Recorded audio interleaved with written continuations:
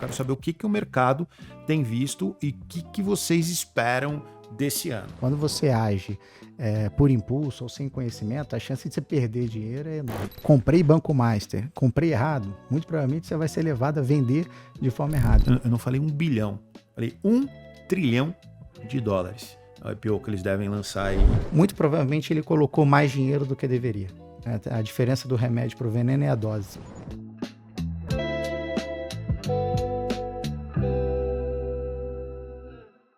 Salve galera, seja muito bem-vindo ao OtimizeCast, o seu podcast de empreendedorismo. Aqui você sabe tudo sobre as principais informações do mundo do empreendedor, onde o empreendedor dá aula. Esse aqui também é o podcast oficial do Otimize Studios. E para falar hoje de um tema super importante que vai impactar diretamente a sua vida, que é: será que esse é um bom ano para se investir no Brasil? Temos aqui problemas hoje sobrando, saindo pela janela, como por exemplo, tensão mundial, principalmente nas decisões de Donald Trump. Temos eleições no Brasil, né, que é sempre um cenário de incerteza, direita e esquerda, polarização. Como será que isso vai impactar? Temos a reforma tributária que também, será que isso vai impactar no seu dinheiro? E para falar tudo sobre esse tema, vou trazer aqui um grande especialista, um especialista em finanças, em investimento. Trago para falar com vocês agora no OtimizeCast o meu amigo, que é CEO da A7 Capital, Carlos, espero acertar seu nome, Hortz, Carlos Hortz. Tudo bem, Carlão? Tudo bem, Marcelo? Prazer estar com vocês aqui. Seja muito bem-vindo, tem muito tema para a gente abordar hoje. Eu fico pensando, Carlos, em tantas nuances esse ano, né? Porque ano de eleição a gente sabe que é um ano muito diferente. As tensões internacionais, como a gente falou, decisões do Trump, China, enfim, questão da Venezuela. Temos também outros temas, Brasil, né, que a gente sabe, por exemplo, aconteceu recentemente o caso do Banco Master.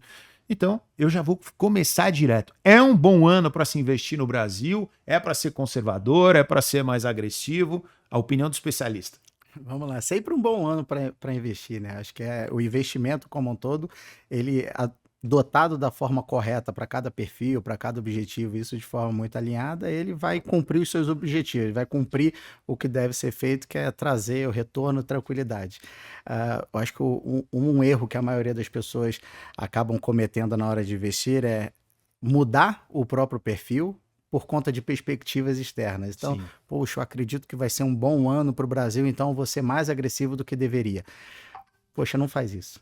Independentemente do que você esteja de expectativa para fora, não abre mão da responsabilidade e do compromisso que você tem consigo mesmo. Então, o dinheiro é seu, você lutou para conseguir, né? O dinheiro é seu, da sua família, é o dinheiro da sua empresa. Não olhe fatores externos. Continue adotando os próprios conceitos, não abra mão do teu perfil. Então, assim, é um bom ano para investir? Com certeza. Agora, se eu pudesse dar uma palavra que eu acho que vai seguir de janeiro até início do ano, até o final do ano, é volatilidade, alta volatilidade.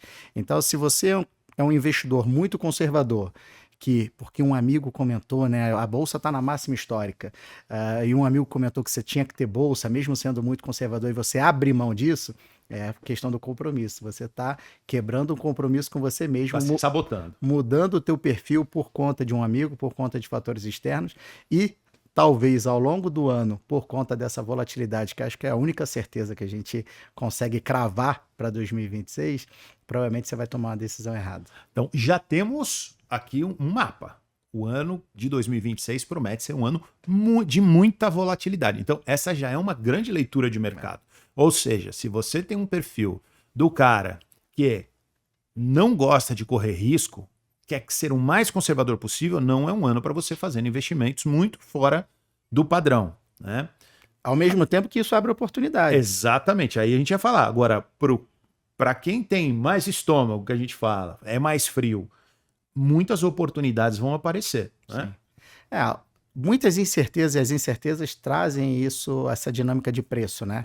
Então, você comentou, 2026, a gente tem um ano de eleição, a gente tem provavelmente início do ciclo de corte de juros pelo Banco Central aqui, né? A gente tem uma Selic de 15% e hoje o Brasil tem um dos maiores juros reais do mundo. A gente segue com problemas fiscais, que o Brasil nos últimos 20 anos passou por incerteza fiscal no sentido de responsabilidade com o dinheiro, né? A gente bate muito na tecla da responsabilidade fiscal, mas basicamente o que é responsabilidade fiscal? Poxa, é você organizar suas contas como a gente faz no nosso mês a mês, né, Marcelo? Em casa, quem pode dar aula disso aqui é a dona de casa. Esta Perfeito. sabe muito bem fazer isso, né? Então, assim, cara, se você ganha 10 e você gasta 12 em algum momento, vai dar algum problema. Então, essa é a questão fiscal que nos últimos 10 anos a gente lutou e muito provavelmente nos próximos 10 a gente vai estar falando sobre esse tema. Não somente isso, a gente tem ainda, né, as incertezas de Rússia com Ucrânia, a gente tem o Trump com Venezuela, /Cuba, /Groenlândia, a gente tem China, China com a situação de Taiwan.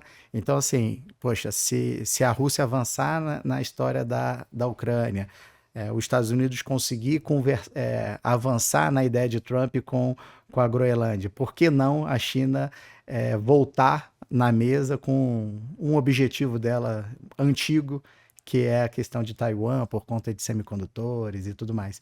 Além disso, a gente tem uma série de incertezas com relação à economia europeia também, que passa por dificuldades. O Oriente Médio é sempre uma bomba relógio. Tem uma semana que está tudo tranquilo, na outra semana já está tudo complicado. Então, assim, não é para trazer medo pro investidor e para quem está acompanhando a gente, mas, assim, é um ano bem cheio. Assim, calmo a gente não vai ter, não. Ô, cara, o jeito que você tá falando, eu tô lembrando daquele jogo War, lembra? Lembra. Muita estratégia para você invadir ali os principais territórios estrategicamente, brincadeiras à parte, é um ano realmente complexo. A gente tem diversos problemas hoje. O Trump deve estar lembrando desse jogo também, né? Eu não tenho dúvida que esse é o jogo favorito dele. Com certeza. É importante, né? Nós temos, além do xadrez, tem alguns jogos ali que eles devem estar se exercitando bastante. Agora, antes da gente dar sequência, primeiro apresentar aqui o nosso grande Pedro Júnior, o nosso comandante hoje, capitão voo de cruzeiro hoje, Pedrão? Espero que sim, né? Tudo tranquilo aqui. Pedro é o nosso grande capitão comandante hoje do Palpite Cast na operação. E você, tá gostando desse podcast? Tem muito mais ainda. A gente vai falar da reforma tributária, os impactos no seu dinheiro. Vamos falar dos impactos do Banco Master também, que vem daí para frente. Falar de eleições, como as eleições vão impactar. Aqui, muito pouco a gente vai falar de política, mas vai falar como o ambiente político pode impactar o seu dinheiro. Então, fica por aí. E tá gostando desse podcast? Curta, compartilha, se inscreve no canal, com tudo que aquele seu amigo manda, fala para ele seguir, que é importante para ele, cara, que você sabe que tá meio boiando aí no mercado, é importante ele saber dessas informações. E também, se você quiser falar bem do convidado, do Carlos, fica à vontade, pode falar mal de mim, eu te adoro, meu hater, você me ajuda e muito a melhorar, e também nos nossos números, então a gente aproveita muito bem esse cenário. Não, agora, antes da gente dar sequência, queria que você contasse um pouquinho da sua história, bicho. Então, como é que você foi parar em Araçatuba? Vamos começar por aí. Vamos lá, eu sou carioca, natural de Niterói, no Rio de Janeiro, então não sou do estado do Rio de Janeiro, mas não sou da cidade do Rio de Janeiro, né? Sou do estado do Rio de Janeiro. Trabalhei com o mercado financeiro praticamente minha vida inteira. Entrei na assessoria de investimento, que é hoje o core principal da A7 Capital, em fevereiro de 2010. No final de 2013, eu me mudei para São Paulo. Então, nesse momento, eu também dava cursos de certificação dentro do mercado financeiro. Então, trabalhava no Rio, mas praticamente todo final de semana estava em São Paulo com alguma turma de certificação para instituição financeira. Recebi um convite para trabalhar em São Paulo. Me mudei, na época, minha namorada, minha atual esposa hoje, mãe das minhas 2 filhas. Uma filha a caminho, inclusive. Então, mas que beleza, que ótima novidade. a gente se mudou para São Paulo no final de 13 e a gente sempre trabalhou com assessoria, consultoria de investimento, né? Essa história do advisory como um todo. E a gente atendia já bastante público do interior de São Paulo, né? O maior PIB do Brasil, né, Marcelo, é São Paulo. E o segundo maior é o interior de São Paulo. Então é uma região muito rica. Sim, sem E dúvida. durante muito tempo, hoje isso tem mudado, mas é uma região, assim, um pouco distante do sistema financeiro como um todo, né? Tem algumas cooperativas e tudo mais, mas existe um distanciamento muito grande para o nível de assessoria e para o nível de produtos, né? Que talvez o investidor como um todo de São Paulo capital ou das grandes capitais do Brasil tem. Então a gente identificou essa oportunidade e começou a atuar bastante no interior de São Paulo. No final de 18, a gente já, a penetração, né, o share do interior de São Paulo já era muito relevante para a quantidade de clientes que a gente atendia. E existia uma demanda muito particular desse público, né? O público do interior de São Paulo ainda é um público muito do presencial, né?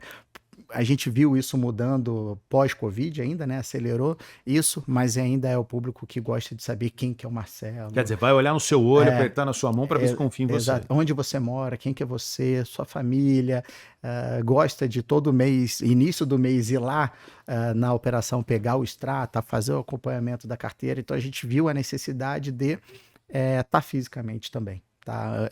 Antes a gente ia de forma trimestral com a minha equipe, depois a gente passou aí de forma mensal e em final de 18 a gente decidiu fazer a expansão física para lá, montamos o escritório, os meus antigos sócios, e a gente permaneceu com a estrutura lá. A gente, em 21, fiz o spin-off, né? Fiz a separação dos meus antigos sócios por questões estratégicas mesmo. A gente queria seguir um outro modelo, né, de trabalho.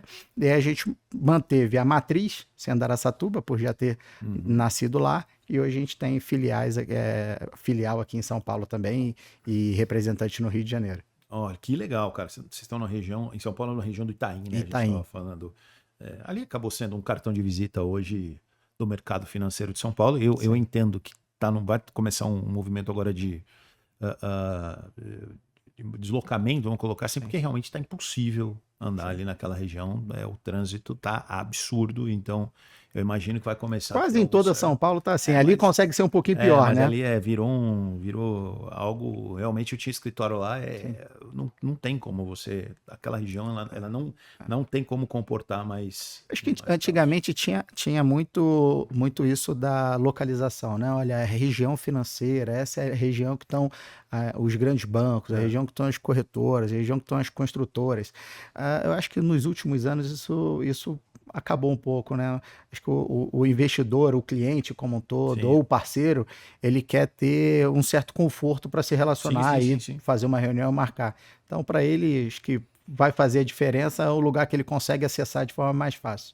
Eu concordo plenamente, mas é o que você falou, né? Araçatuba, o pessoal vai pegar na sua mão. São Paulo, o comportamento já é totalmente diferente. São Paulo meio que digitalizou demais, né? Mas eu vou te dizer, eu ainda gosto desse modelo de você poder saber em quem você vai pegar na mão, em quem você vai confiar. Perfeito. Porque assim, e aí eu vou te fazer uma segunda pergunta já direto.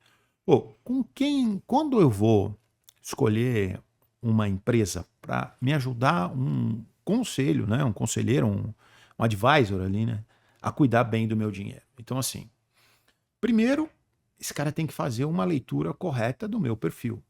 Porque não adianta ele vender para mim algo que é para outra pessoa. Se eu sou um cara que tem aversão a risco, de colocar em risco, você não vai dormir, no caso. Ao mesmo tempo, se você for alguém com um perfil mais agressivo, se você colocar uma carteira muito conservadora, esse cara vai achar que você não está trabalhando ou que você está fazendo mal ao seu trabalho. Então, primeira forma, como é que você, cara, entende como é que você faz essa leitura do cliente? E segundo ponto, como é que o cliente vai saber se aquela empresa é uma empresa realmente séria? Ou seja, ele tem como princípio fazer o dinheiro do cliente render, ou estar seguro primeiro, depois render da forma correta, ao invés de estar só pensando na comissão que ele recebe. Excelente pergunta. Eu acho que a gente passa por um momento de transformação do mercado até para preencher e resolver alguns excessos de um crescimento muito rápido das plataformas como um todo, né? Uhum. Até 10 anos atrás era muito difícil você investir fora dos bancos tradicionais, e muitas das vezes esse investimento via os bancos tradicionais, como não é o grande objetivo, não era, né, o grande objetivo dos grandes bancos, isso era direcionado para produtos de menor qualidade para o investidor final. Sim. As plataformas vieram para preencher um pouco esse gap, cresceram muito rápido e assim como boa parte das coisas que crescem muito rápido, cometeram alguns excessos e alguns erros. Assim, até pegando um gancho que você falou das carteiras, a gente internamente não trabalha carteiras prontas, porque a gente acredita no seguinte: hoje a maioria das instituições ela trabalha ali com recomendação de carteira para quem é conservador, moderado e agressivo. Acho que esse é o padrão e todo mundo já de repente viu algum desses termos. Mas o que a gente entende, Marcelo? Até o cliente que é conservador, existem vários níveis de conservadorismo. Sem dúvida. Imagina que você é conservador e você está pensando, poxa, na faculdade do seu filho para daqui 15 anos que você quer que ele estude fora. E eu sou conservador e estou pensando porque eu vou precisar trocar de apartamento, porque minha filha está para nascer, eu vou precisar trocar de apartamento daqui 6 meses. A gente não pode investir nos mesmos produtos. Sem dúvida. E se só tiver informação do conservador, ou você vai alocar em um produto que não faz sentido para ti, ou eu, ou nós dois. Porque a questão do tempo é fundamental. Perfeito. E você tem, e vou além, até o cara o perfil do investidor em bolsa, também existe o cara que é agressivo. Perfeito. E o cara que é diferente. Que muitas vezes o cara fala, eu invisto na bolsa, eu automaticamente sou agressivo. Não é, cara, porque vou fazer propaganda aqui. Sei lá, você vai investir numa ação do Itaú, por exemplo. É um banco tradicionalíssimo, que você sabe que a gente até brincou aqui antes, se o Itaú quebrar, o Brasil quebra, né? Você já vai saber que o Brasil virou Venezuela há bastante tempo. E vai ter o cara que vai investir no perfil Banco Master, como aconteceu aqui. Só usando como exemplo, pode ser outros, né? Que, sei lá, o próprio Nubank vai ter uma outra situação. O que eu quero dizer, são perfis completamente diferentes. Perfeito. Dentro do ambiente da Bolsa de Valores, o cara abriu, né? Ele saiu da renda o mais fixa. Conservador e mais Existe agressivo. o perfil mais conservador. Pô, eu quero ganhar um pouquinho mais, mas eu quero estar ali em empresas sólidas. Né? E já tem aquele cara que ele é mais, eu brinco que é o mais kamikaze, né? Ele separa uma parte do dinheiro, não, eu quero tentar achar grandes oportunidades diárias, oportunidades e tal, né? E aí é perfil, né? E assim, eu acho que isso passa, você deu esse exemplo de bolsa, a bolsa, eu acho que ela é mal interpretada pelo brasileiro como um todo, porque a bolsa é vista como um investimento de alto risco, mas assim como você comentou, você pode investir em ações, né, de empresas mais sólidas. E o que é você comprar uma ação na bolsa, né? Marcelo, acho que o arroz com feijão do educacional ali é falar o seguinte: a partir do momento que você compra uma ação na bolsa, você está se tornando sócio da empresa. Então, Exato. cara, você deu o exemplo do Itaú, né? Se quebrar o Itaú, o Brasil quebrou. Cara, será que ser sócio do Itaú é agressivo? Né? O Taleb fala que arriscado é não correr risco. Né? Então, assim, então, lógico, a gente tem todo um conceito cultural aqui de investimentos, da renda fixa. A renda fixa no Brasil paga um nível de juros muito alto. Então, é natural com que o brasileiro invista menos em bolsa do que em outros países. A população americana, mais de 40% tem posição de bolsa. Esse número no Brasil não chega a 10% disso. Então, poxa, mas a renda fixa lá paga menos de 4%, a gente aqui está falando de uma Selic de 15%. Então, existe uma diferença brutal além de retorno, além da diferença cultural também. Então, poxa, eu não acho arriscado ser sócio da Vale. Não acho arriscado ser sócio do Itaú. Então, acho que desde que bem alinhado e que o investidor saiba o que ele de fato está fazendo, acho que a gente acaba mitigando esse conceito de risco.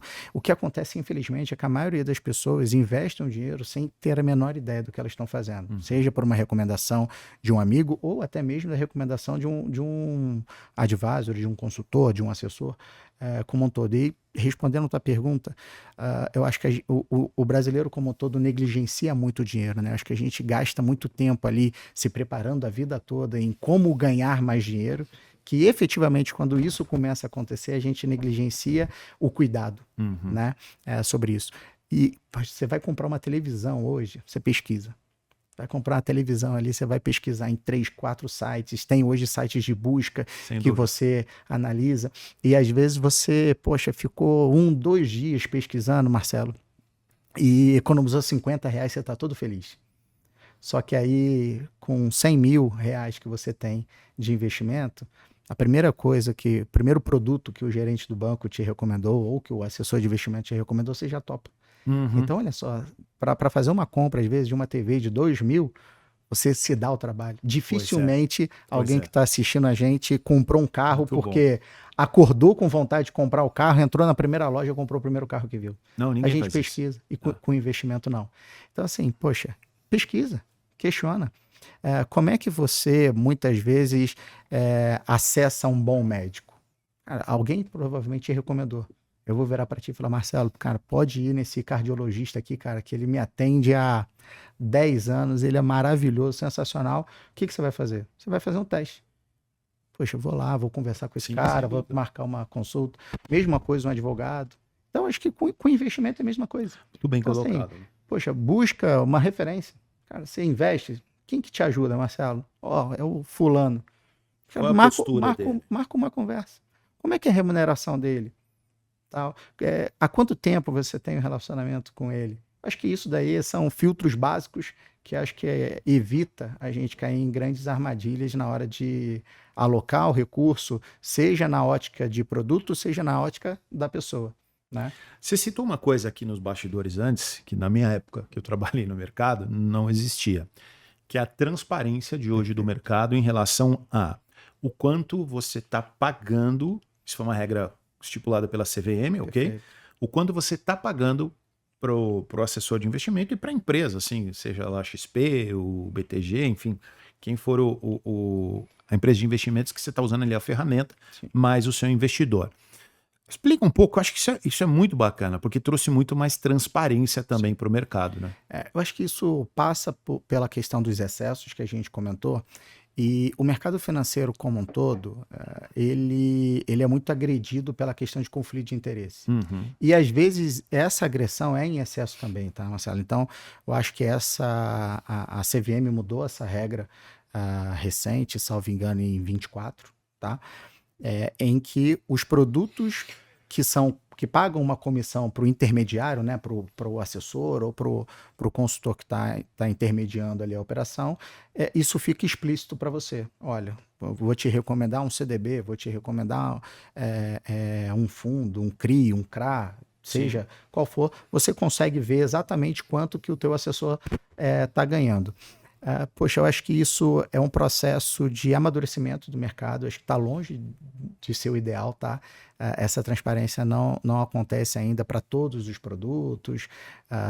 Não está 100%, mas já foi uma evolução. Mas é um primeiro passo. E eu acho que hoje o mercado evoluiu muito nos últimos anos, também na linha de modelos de remuneração. Então, por exemplo, hoje na A7 a gente tem os 2 modelos, que é esse modelo transacional e um modelo diferente, onde os principais clientes nossos hoje já estão nesse segundo formato, que é o seguinte: nós não somos remunerados pelo produto que eu te indico. Então, assim, eu tenho uma comissão já combinada com você para o ano, e todos os produtos que a gente alocar, eventualmente, se esses produtos fossem pagar a comissão para o Carlos, isso volta para o Marcelo como cashback. Então, isso mostra um alinhamento também. Poxa, isso resolve conflito? Eu acho que os 2 modelos são complementares, tá? Por quê? Se você, Marcelo, acho que a relação com o dinheiro precisa ser uma relação de confiança. Sem dúvida. E, poxa, ela demora muito tempo para ser construída e rapidamente ela pode deixar de existir. Né? Então, você tem que ter muito cuidado na hora de fazer isso. Então, o que eu entendo, tá? Assim, eu vejo muito na internet as pessoas comentando que tem um modelo perfeito, um modelo ideal. Não existe um modelo perfeito e ideal. Sabe por quê? Se você não confia no formato em que eu trabalho com você, e fala assim, poxa, será que o Carlos está me recomendando esse produto só porque ele recebe uma comissão alta? não é um problema só da remuneração. É um problema de relacionamento. Acho Sem que é uma dúvida. questão de confiança. Então, assim, pagar um valor fixo já pré-estabelecido não resolve esse problema. Eu brinco internamente que, poxa, se você está com um problema para dormir porque não está gostando da sua cama, que o colchão está te incomodando, você não se muda para um hotel. Sim, Você troca sem a dúvida, cama. sem dúvida. Então, assim, se você não confia e acha que as recomendações que eu estou te oferecendo são conflitantes, não é mudando a remuneração que isso se resolve. Acho que você tem que mudar o Carlos. Você tem que Sem mudar o dúvida. profissional que está com Sem você. dúvida. Mas eu acho que isso traz um maior alinhamento, tá? Esse modelo de deixar 100% transparente para ti o quanto que eu ganho e, eventualmente, qualquer valor que, seja o Carlos ou a Sete Capital, a gente fosse receber de um emissor ou de um distribuidor, isso volta para você como cashback. Eu acho que no modelo consultivo que a gente hoje trabalha é o mais alinhado possível. Quer dizer, o modelo de vocês ele é consultivo e colaborativo também. Né? Você Perfeito. estava me explicando que vocês ouvem bastante o cliente também, além do perfil e recomendações, tentam orientá-lo ali da melhor forma, mas respeitando também, principalmente aqueles um pouco mais instruídos, que conhecem mais o mercado, também entender um pouco a visão dele. Né? Isso precisa ser feito, Marcelo. Não chega a ser nenhum diferencial nosso. Acho que é uma premissa Deveria ser uma básica. regra de mercado. Né? Sabe por quê? Assim, eu gosto de fazer a comparação nossa muito com o médico. Eu costumo dizer para a turma que o assessor de investimento como um todo, né, a gente estava falando disso agora há pouco, ele precisa ser visto como o médico da família de antigamente. Sim. Então, poxa, é a pessoa de confiança, que aquela pessoa ou a família confiam muito. Quebrei o dedo, vou ligar para o Marcelo. Estou com dor de cabeça. Preciso de um cardiologista. Vou ligar para o Marcelo. E você vai conectar essa família, essa pessoa As melhores soluções. com os melhores profissionais. Então, fazendo essa analogia com o médico de novo, e a gente vê isso muito acontecer nos grandes bancos, mas também vê isso ainda acontecendo em plataformas, e que não deveria, porque não era proposta dessas plataformas lá atrás, é te recomendar um investimento sem ter a menor ideia de quem que é o Marcelo, que dinheiro que é esse, o que você quer fazer. Exato. Você não pode. Então, assim, e eu acho que quase todo mundo que está nos assistindo já teve uma experiência de que, poxa, recebeu lá 50, 100 mil reais por algum motivo na conta, vendeu um carro de repente, e o gerente virou e falou assim, poxa, tô com um produto bom aqui para a gente aplicar. Você nem sabe o que é. E não é só o gerente, né? Tô dando um exemplo, Bom para quem, né? Mas o assessor, como é que a pessoa vai te recomendar um produto? Aquela história do bom para quem, né? Exato. E aí pega um exemplo do médico. Imagina que você recebeu a recomendação do Carlos como médico e você me ligou, Carlos, estou com uma dor. Eu falo, já sei, toma Tilenol. Cara, mas eu nem perguntei onde que tá doendo, eu não fiz nenhum diagnóstico. Mas você é embaixador da marca. Exatamente. Então, eu te recomendei um remédio sem saber nem onde estava doendo, sem tentar entender nada. Isso é complexo. Você não pode confiar nesse médico. Então, você não pode confiar nesse profissional sem fazer as análises básicas. Então, assim, é uma obrigação nossa, antes de fazer qualquer recomendação de remédio, ou seja, qualquer alocação de carteira, entender quem que é o Marcelo, em que momento de vida você está, como é que está a tua família, tua empresa, como é que é o teu trabalho, quais são os seus sonhos. Sem dúvida. Às vezes, poxa, parece uma entrevista de emprego. Cara, mas precisa ser, né? Precisa. O pessoal brinca que dinheiro é uma das coisas que mexem até com a saúde da pessoa. Sem dúvida, sem dúvida. Mal financeiramente, ela fica mais doente, dorme mal. Né? Aliás, é um dos temas que mais geram depressão, estado melancólico, é a falta de dinheiro, sem dúvida. Eu vi uma pesquisa que às vezes até, dependendo da relação, a pessoa sofre mais com falta de dinheiro do que com a morte de alguém próximo. Perfeito. É duro isso, tá? Mas que não seja assim, óbvio, tá? Alguém tão próximo, mas porque às vezes... E não deveria ser, porque às vezes a questão do dinheiro, com planejamento você se resolve, né? A morte de alguém, pelo menos a medicina ainda não... a gente ainda não está lá de tentar recuperar um ente perdido, né? Isso. O foguete já dá ré, mas isso ainda não. Ainda não, ainda a gente não tem essa reversão. Tá gostando desse podcast? Então curta, compartilha, se inscreve no canal, manda para aquele seu amigo, sabe aquele boca aberta que tá ali, o que eu vou fazer, quem eu vou investir? Ele precisa assistir esse podcast para ajudar, até porque a gente tem um grande especialista aqui falando a respeito de um tema importante que é o seu investimento, o seu dinheiro.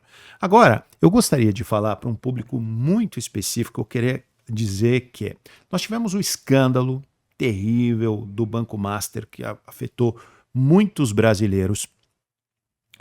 E o que eu quero aqui, Carlos, que você, de alguma forma, oriente aquelas pessoas que perderam dinheiro, que foram lesadas ali pelo que aconteceu no Banco Master, uma parte desse dinheiro eles vão poder reaver. Eu queria que você passasse aqui algumas orientações, primeiro para essa pessoa e depois, né, na sequência, dizer o porquê que gerou esse problema. Tem muita gente que ainda não entendeu. Mas o que é o Banco Master? O que aconteceu? Então, explicar, primeiro, aquela pessoa que foi afetada, né, como é que ela pode diminuir aí, o processo. E segundo, o que isso causou, o que isso causou no mercado. Perfeito.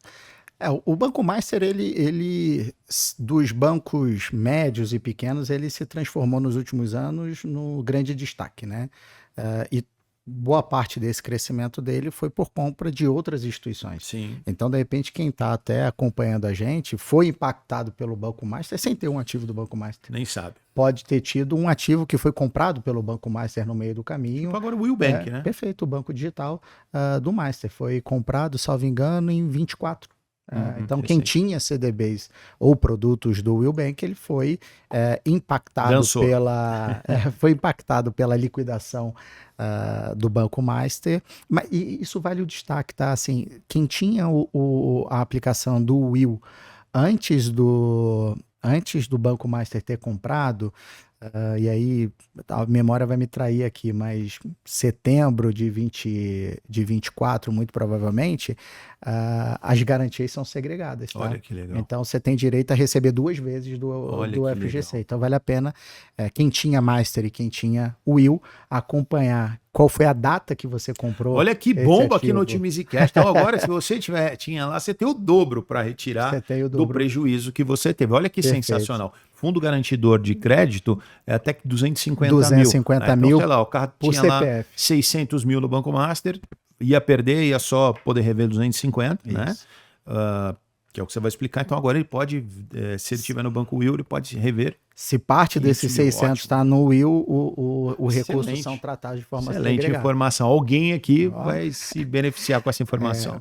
E assim, o Banco Master ele acabou crescendo muito e ele tinha uma política de investimento mais agressiva do que um banco tradicional, uma vez que é como se você estivesse na estrada e os bancos aqui no Brasil, eles fazem um percurso, Araçatuba, São Paulo, você tem uma estrada maravilhosa, quem gosta de dirigir ama a estrada, que é uma reta perfeita. Só que, se você for a 80 por hora, você corre um risco diferente do cara que vai a 200 por hora. Às vezes a 200 por hora, qualquer buraquinho no chão pode te jogar para fora da estrada. Sim. Esse foi o problema do Banco Master. Ele estava a 300 por hora. E aí veio um buraco grande e ele foi jogado para fora da estrada. Que bela analogia, hein? O investidor na prática que foi impactado, Marcelo, ele foi impactado talvez por um erro de alocação lá atrás. Porque, assim, lógico que a gente não faz nenhuma recomendação para os nossos clientes e aplicar em qualquer instituição financeira só por conta da garantia do FGC, tá? O FGC, ele tem como objetivo trazer uma segurança a mais. Uma credibilidade, perfeito, para o mercado. Então, não é só por conta disso que a gente vai fechar o olho, esquecer todo o restante e contar com a garantia do FGC. Mas é muito difícil você avaliar e você identificar fraudes, né? A própria situação do Master, ele foi acompanhado pelo Banco Central, em toda a compra que o Master fazia. Por exemplo, o Master, quando comprou o Banco Will, precisou do ok do Banco Central. Então, o Banco Central avaliou os dados. O Banco Master, ele foi auditado por uma série de empresas de auditoria e das maiores do mundo. Uhum. Então, assim, não é difícil você olhar para aquilo ali e falar, poxa, não tem problema. Tá? Similar ao da Americanas, né? A gente viveu isso um tempo atrás. Sim. Americanas foi descoberto uma fraude de mais de uma década e que, trimestralmente era auditado e passava. Então, assim... Com a credibilidade que tem a americana. Perfeito, perfeito. Então, ou que tinha, pelo menos, né? Então, assim, acho que o erro, talvez, do investidor que foi prejudicado, tá? Eu acho que aqui a gente tem que dividir em 2 pontos. O primeiro, o investidor que não vai conseguir ser resgatado na totalidade, muito provavelmente ele colocou mais dinheiro do que deveria. A diferença do remédio para o veneno é a dose. Né? Então, ele colocou mais dinheiro no Master do que deveria. Talvez seduzido por uma taxa mais agressiva, talvez influenciado, orientado de forma errada, mas a questão é, o investidor que alocou de forma correta, seja no Master ou em qualquer outro banco, ele foi 100% resgatado. E aqui, Marcelo, a gente estava comentando, o FGC, ele tem a fotografia de 250 mil como limite, tá?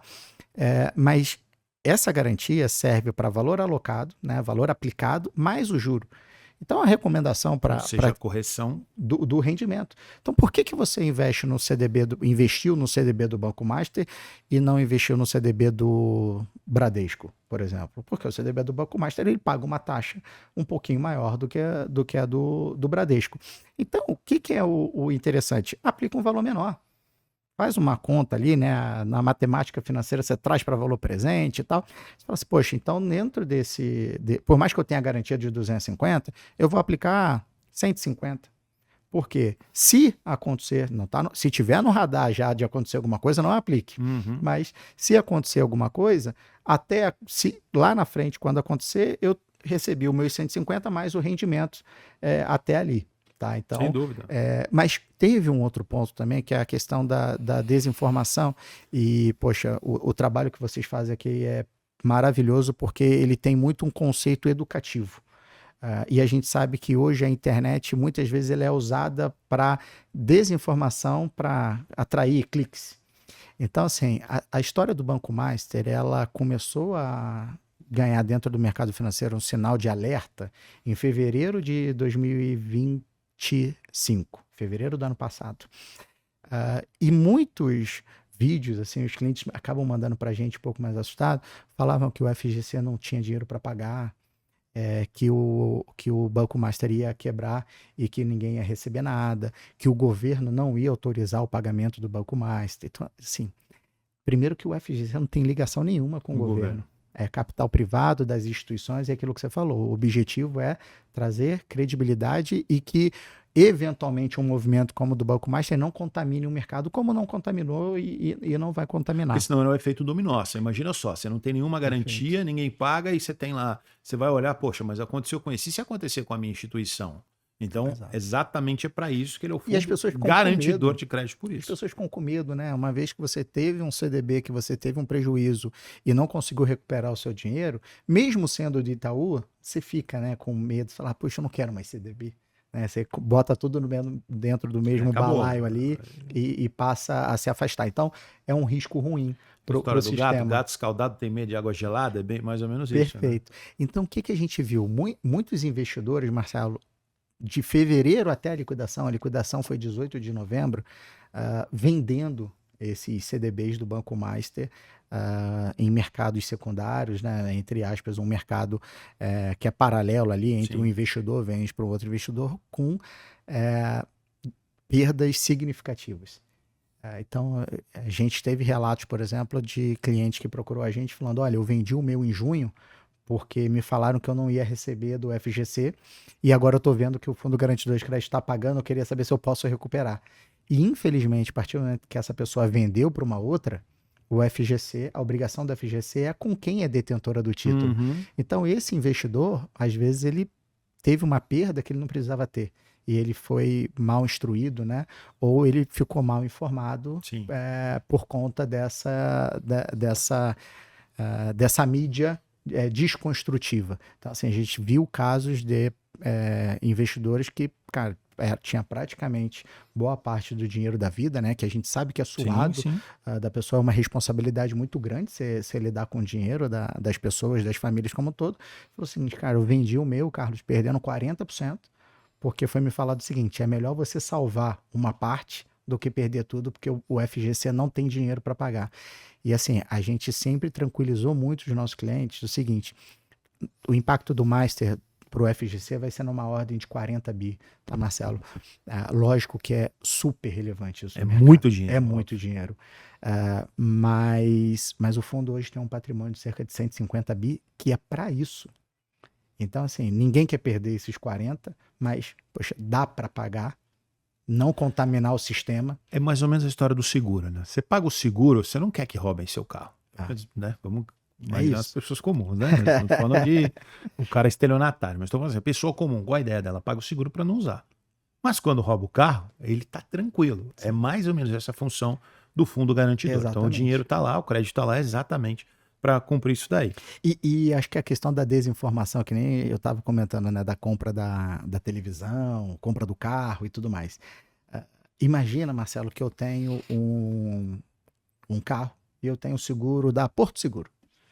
Se você um dia, num shopping, virar para mim e falar o seguinte, cara, você tá maluco, porque se um dia roubarem teu carro, a Porto Seguro não vai te pagar, eu vou virar e falar assim, o Marcelo tá louco. Só que com investimento, olha, você tem lá o CDB, o Fundo Garantidor de Crédito, cara, ele não vai te pagar. Você fala, ih, verdade, então eu vou salvar o que tem. Cara, questiona. Tenta entender se faz sentido isso que você está ouvindo, porque traz isso para o nosso dia a dia. Né? No seguro do carro, como você mesmo trouxe, muito provavelmente essa informação do, olha, a seguradora não vai te pagar, talvez você não vai acreditar. Você vai falar, poxa, eu vou tentar pesquisar, né? Vou jogar no chat GPT ali para ver se pode ser verdade. Se você tem alguém que te acompanha o seu investimento... Pergunta para essa pessoa. Esse é o cara. Essa é a função. A pessoa está ali justamente para isso. Exato. A gente fala que tem um ditado no mercado que diz o seguinte, Marcelo, o mercado sabe muito bem o que vende e o cliente muito mal o que compra. Falo que o nosso objetivo é estar nesse meio do caminho aqui, diminuindo esse hiato. Então, a nossa função é interpretar as letras miúdas para o cliente. Muito bom. Tá gostando desse podcast? Curta, compartilha, se inscreve no canal, deixa um comentário, fala bem do nosso convidado, fala mal de mim, que eu adoro você, meu hater, você me ajuda a engajar cada dia mais o meu público. Brincadeiras à parte, agora eu queria mudar um pouquinho o cenário para falar um pouco do cenário político.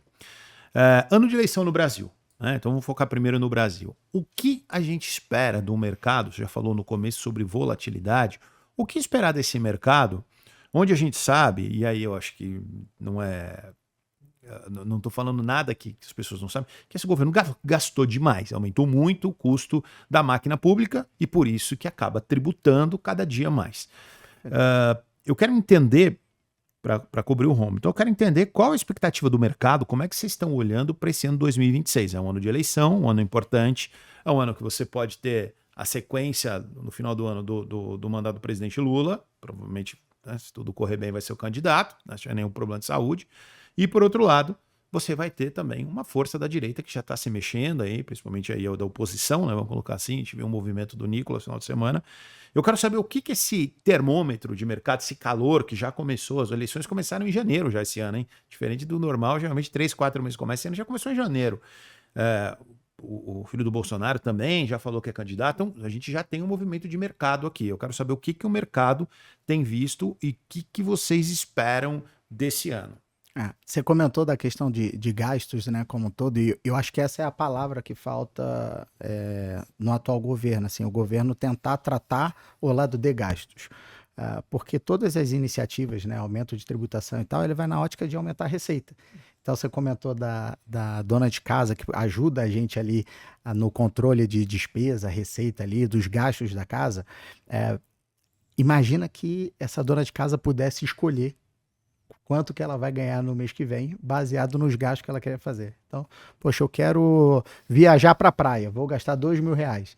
Poxa, então eu quero ganhar R$2.000 a mais no mês que vem. Esse é o governo. Mas não é assim que funciona, a gente sabe. Infelizmente não é. Se fosse, estava todo mundo mais tranquilo, mas esse é o governo. Então, a gente está tendo recorde de arrecadação e a gente tem o número final, né? Quando seca o bagaço, como diz no interior, a conta tá feia, mesmo com recorde de arrecadação. Por quê? Existe ainda uma irresponsabilidade com gasto muito grande. Então, parece que o governo sempre quer falar na ótica de arrecadação, mas esquece que tem que cortar gasto. Quero ganhar mais, quero ganhar mais. Na verdade, você teria que ser o ponto principal, né? Por isso que a gente, quando eu vou pensar em economia de um país, tem que falar, primeiro, eu tenho que ter o teto. O teto não é...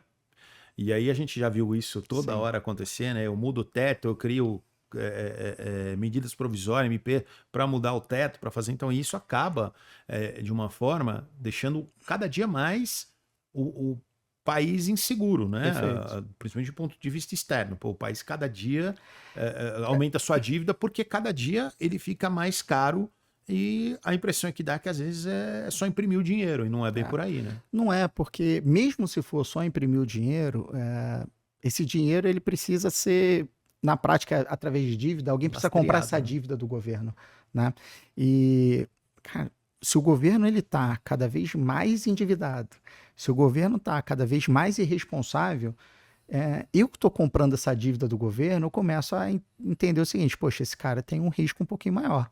Se ele tem um risco um pouquinho maior, eu vou exigir um juro um pouco maior. E aí a nossa Selic, que é quem baliza, né, os juros do governo, está em 15%, que é um nível sufocante. Né? A economia real está engasgada, não consegue respirar. Então o governo precisa trazer uma sinalização de responsabilidade também por conta disso. Eu acho que a expectativa do mercado é que um eventual candidato de direita, e isso é expectativa, tenha um pouco mais de cuidado na ótica de gastos. Responsabilidade com gastos. Então, esse é o ponto. Mas assim, a gente fala muito, né? E lógico, é onde tem que estar, os holofotes vão estar na eleição presidencial, mas a gente precisa tratar com muito cuidado também das outras eleições que a gente vai ter, né, esse ano, da votação que a gente vai ter, por exemplo, para o Senado. Por quê? Porque a decisão do presidente, como um todo, ela pode, em algum momento, ser alterada ou brecada, né? Por conta de Câmara e Senado. Então, às vezes, a gente fala assim, poxa, eu vou colocar um presidente que eu acredito. Cara, se ele tiver um Senado de oposição, infelizmente, Marcelo, aqui no Brasil, as decisões políticas, elas poucas vezes são tomadas pela ótica do bem maior do país. E deveria ser. Infelizmente. Né? Então, assim, se eu sou de um partido, você é de outro, e o nosso partido não é próximo, por mais que eu goste do teu projeto, eu vou votar contra, só pelo fato dele ser seu.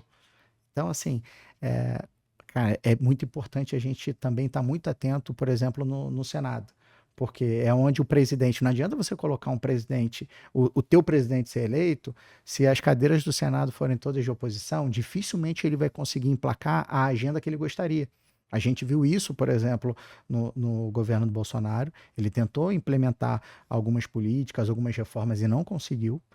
E a gente até está vendo isso também agora com o presidente Lula. Né?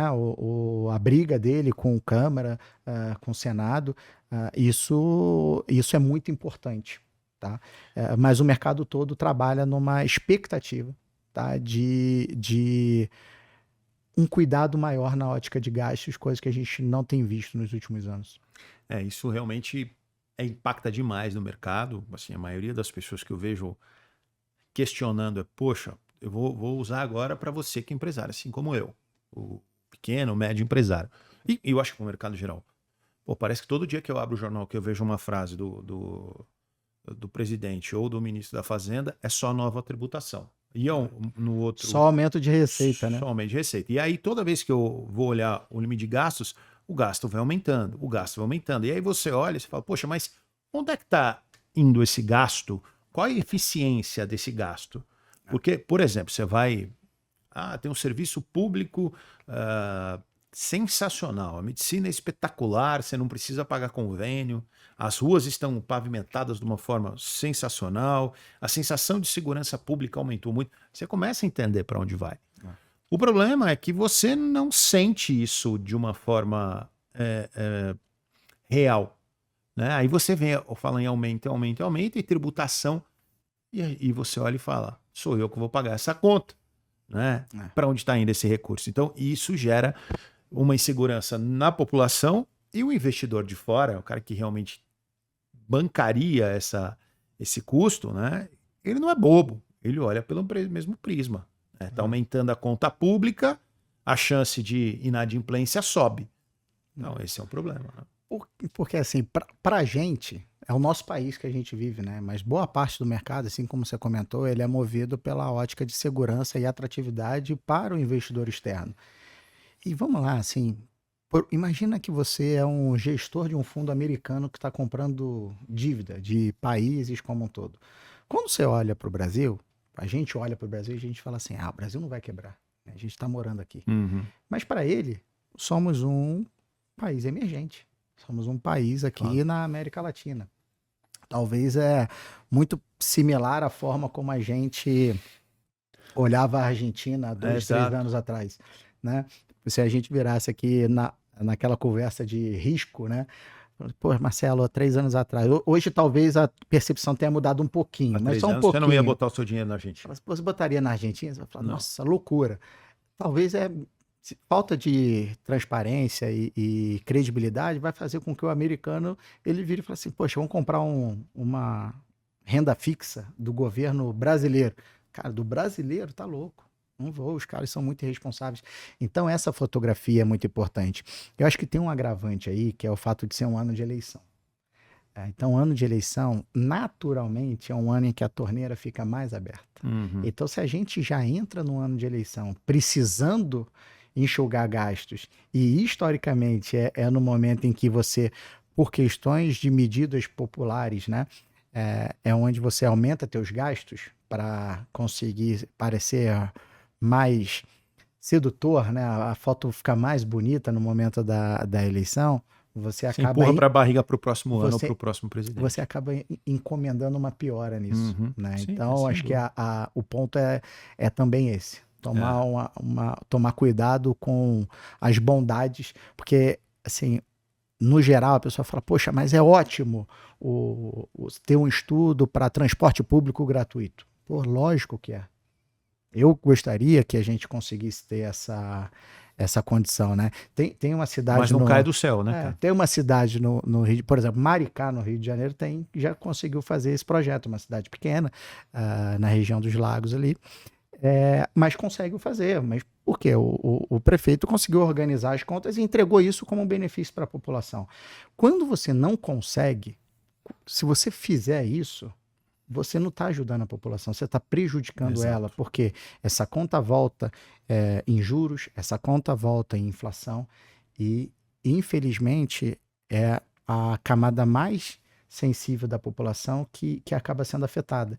Então você tem uma falsa sensação de que está sendo ajudado, mas se isso for feito de forma irresponsável, isso, na verdade, está te penalizando muito. O populismo, e principalmente no ano de eleição, e agora vai ter um agravante, que eu vou até te perguntar de uma coisa, de IA, né? Que a gente vai ter muito isso sendo usado nas eleições. E aí também vai caber uma coisa que me preocupa, a gente sabe que vai ter muita... Se já existia, eu digo que estelionato intelectual ou estelionato eleitoral sem a IA, hoje talvez isso fique pior. Eu lembro muito bem, há alguns anos, que acho que foi na eleição da Dilma contra o Aécio, que em algumas regiões do Nordeste tinha um carro de rua falando, ó, o Aécio vai tirar o Bolsa Família. E o Aécio falando que que não ia fazer. Quer dizer, agora você imagina como essa informação vai chegar com pessoas que não conhecem nada sobre IA. E espero que aí o poder judiciário realmente seja justo nessas análises. Porque, assim, hoje está muito disparo. Você tem 3 poderes no Brasil: executivo, legislativo e judiciário. Por isso que funciona a economia. Qual o problema? O judiciário está muito fortalecido em relação às outras duas, né? O executivo e o legislativo. O legislativo parece que se esconde muitas vezes do confronto, e aí a gente tem... Está mais em evidência do que deveria, né? Exato. E aí parece que eles saem do foco e deixam o judiciário apitar o jogo. O problema é que o judiciário é mais ou menos como num jogo de futebol, quando ele participa demais, né? É o juiz que aparece mais que os atletas. E aí o que acontece? Gera maior problema ainda, porque se é muito ruim quando a Câmara toma uma decisão, ou o Senado, mas pelo menos você votou nesses caras que estão lá. Agora, você não vota no judiciário. E aí aquele cara toma decisões muitas vezes contra o que em tese é lógico, né?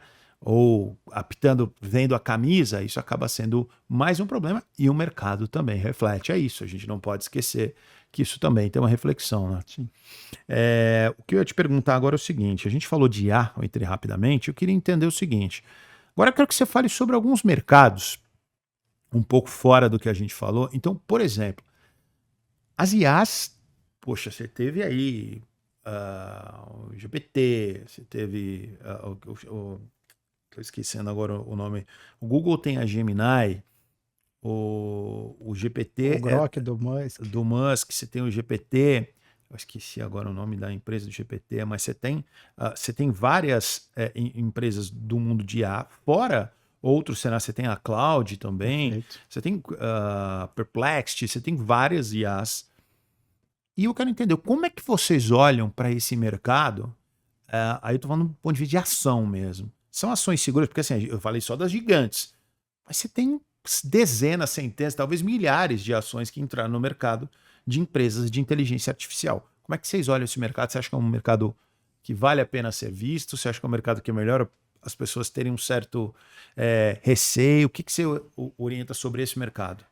Tem aquela frase, né? Essa é a pergunta de $1 milhão. Acho que essa é a pergunta de $1 trilhão, né?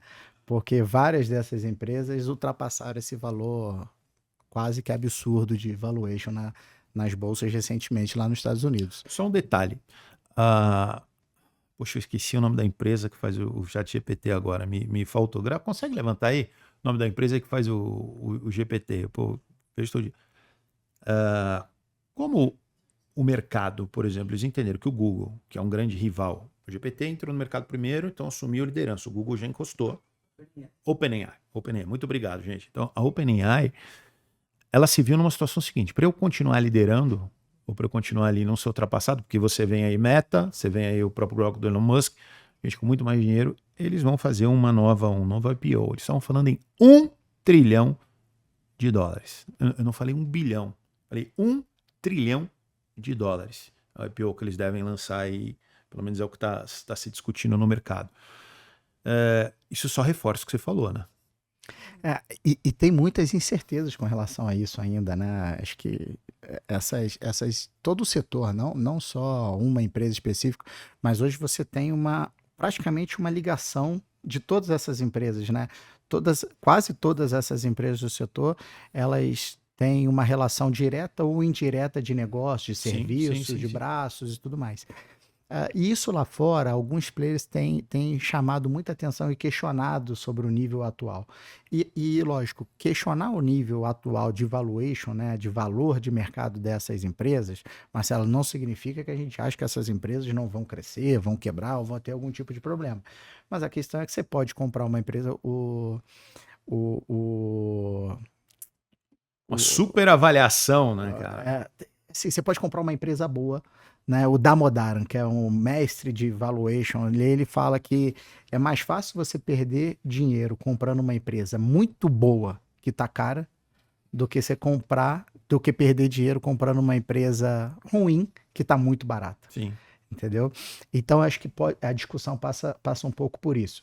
Mas é algo muito novo. Assim, as pessoas, a inteligência artificial, acho que é uma outra onda de revolução tecnológica que a gente tá vivendo, e numa velocidade brutal, né? Se a gente for olhar, por 6 meses as coisas ficam quase que obsoletas hoje em dia, ainda mais usando a inteligência artificial. É impressionante a velocidade. Então é muito difícil hoje você pegar um analista e falar com precisão qual que é a projeção de crescimento da NVIDIA ou da demanda de chips pelos próximos 10 anos. E a NVIDIA que foi a que mais se deu bem nesse mercado, que mais cresceu, porque ela fornece chip para quase todo mundo, né? O de alto nível. A China agora está tentando copiar ali, criar alguma coisa, mas ficam refém. E isso é o que diferencia ainda os Estados Unidos no mercado. É a posição da NVIDIA. Então, quando a China conseguir copiar, chegar nesse nível, aí a competição vai ficar mais equilibrada, né? Ainda tem algumas regras em relação à NVIDIA. Só que a NVIDIA foi a empresa que foi a mais valorizada na Bolsa de Valores. Né? É o maior valuation hoje do mundo é a NVIDIA, pelo menos em nível atual, né, de ação negociada. Então, assim, acho que passa muito por essa dificuldade. Porque assim, imagina que a gente vai fazer o valuation de uma Vale. A gente vai ter que, eu sou um analista do banco A, você é um analista do banco B, a gente vai fazer uma projeção da ação da Vale. A gente vai projetar qual que é o preço do minério, né, pelos próximos 5 anos. E você tem lastro também, né? E a certeza que a gente vai errar, tá? Se a gente projetar qualquer coisa. Hoje no mundo, tá, ainda mais pelas políticas do Trump, né? Que cada uma semana é longo prazo. Acho que o mundo está tendo um gostinho com o Trump do que é ser brasileiro, que as coisas mudam a cada 15 dias, não dá para você fazer muitas previsões.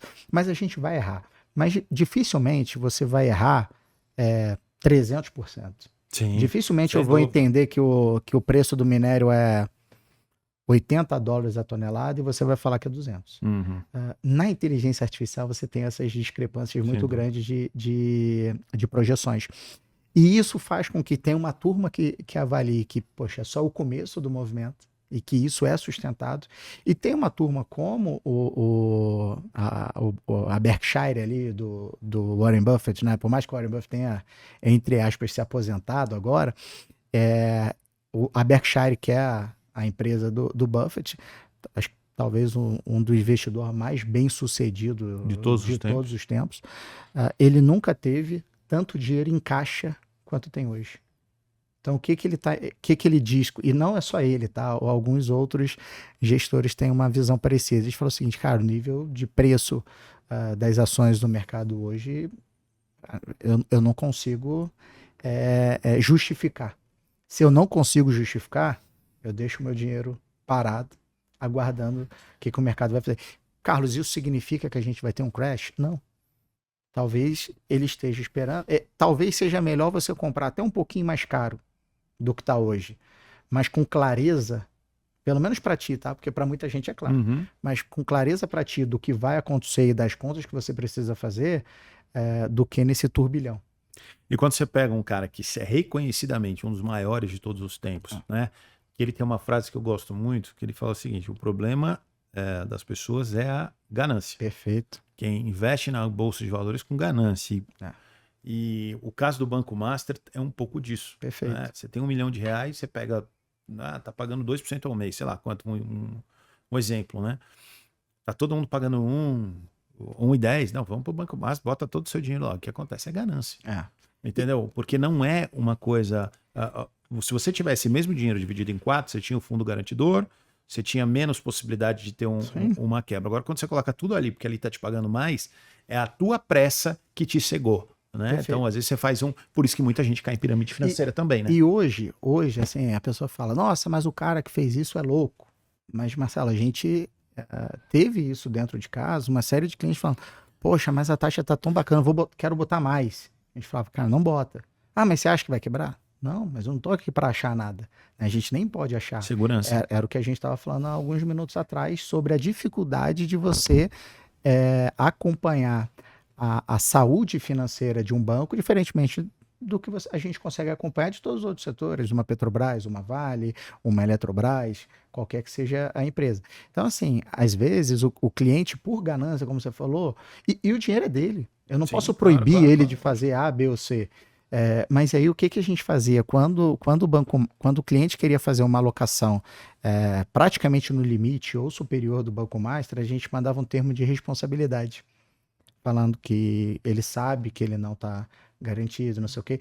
E em vários momentos o cliente virava e falou assim, não, vai, então não vou fazer não. E graças a Deus ele não fez. Ele não fez. Exato. Muito bom. Tem mais duas para encerrar, tempo urge aqui, já estamos a 1 hora, um pouquinho mais de 1 hora de podcast. A primeira pergunta é, o que você acha do mercado de cripto? Eu vou falar por mim. Ainda eu não tenho, você tem lá 3, 4 criptos que são realmente, parece ter um lastro maior, mas não é um mercado que eu tenho um mercado que eu tenho muito receio. Eu quero saber como vocês avaliam esse mercado agora do ponto de vista bem técnico, de segurança, tudo que a gente falou até aqui. O mercado de cripto, a gente viu um movimento muito favorável na eleição de Trump, né? O Trump é abertamente um fã, né? Ele gosta das criptos como um todo. Recentemente, teve uma queda muito forte por conta também de algumas atitudes de Trump, questão de demora de regulamentação e tudo mais. A gente tem uma certa dificuldade de trabalhar a cripto na carteira dos nossos clientes, tá, Marcelo? A gente orienta, às vezes o cliente, poxa, eu quero ter um pouquinho e tal, a gente ajuda, intermedia, mas é um segmento em que falta lastro ali e embasamento técnico para você fazer alguma conta de valuation de longo prazo, né?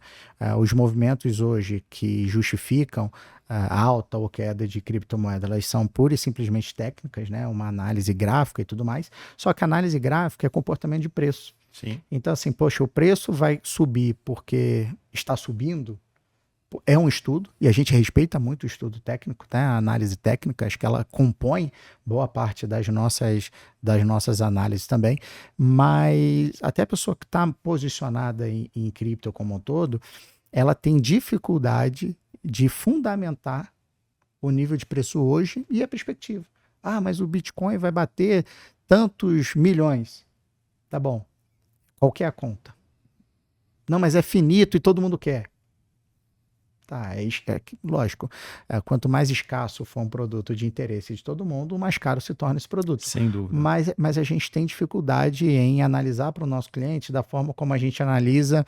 Vou te dar um exemplo: um fundo imobiliário em que a gente consegue analisar os imóveis, o preço do metro quadrado, os contratos que estão ali dentro. Na hora da gente analisar uma ação do Itaú, como você comentou, que, poxa, olha, o banco tem esse índice de inadimplência, tem esse lucro, tem tudo mais. A gente consegue ter mais argumentos para trazer isso para a carteira do nosso cliente. Nas criptos como um todo, a gente tem essa dificuldade, porque acho que falta ferramenta e falta informação para que a gente consiga fazer essa análise. Muito bom. Antes da última pergunta, lá vem uma bomba aqui para o Carlos responder para a gente. Eu queria deixar aqui um convite para você. Você quer falar melhor? Você busca presença executiva? Então, eu tenho um convite muito especial para você. O treinamento Oratória de Elite, que é um treinamento online que eu fiz, eu gravei para você, está no Hotmart.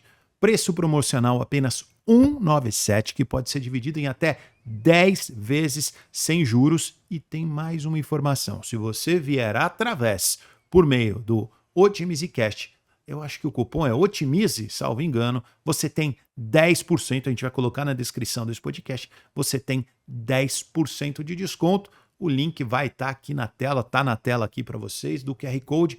Acessa, vê se você gosta. Quer falar melhor? Quer ter mais presença? Eu digo que a habilidade é uma das três principais, a oratória é uma das três principais habilidades de hoje um profissional do mercado que está assim na vanguarda, está na frente. Ele tem que ter um bom inglês, um nível razoável, intermediário para, não vou dizer um nativo, que é tão difícil, né?